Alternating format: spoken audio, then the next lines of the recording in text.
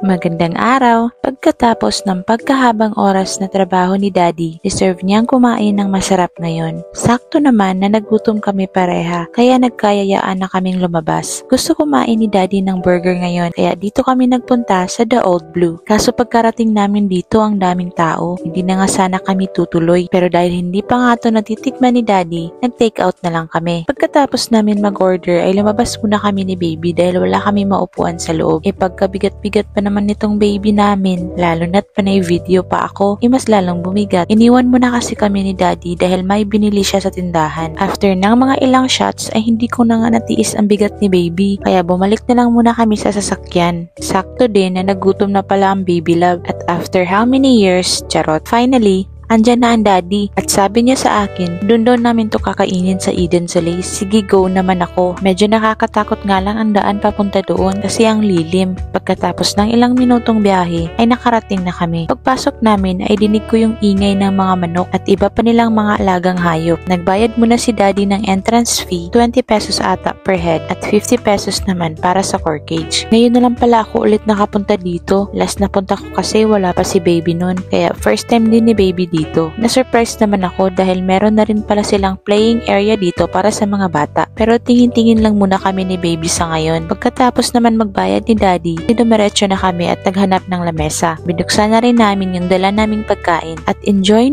kami sa view habang kumakain. Sarap din ang kain ni Baby dito at nagsisigaw pa nga dahil nanghihingi pa. Napapalingon tuloy yung mga tao sa kanya. Sinulit naman talaga namin ni Baby ang punta namin dito kaya nag-picture-picture kami at sumama na rin si Daddy kalaunan. At maya-maya pa ay umuwi na rin kami dahil malalim na ang gabi. Nagpagas muna si Daddy bago kami tumuloy, baka hindi na kami aabot. Kaya hanggang dito na lang muna. Maraming salamat sa panonood. Bye!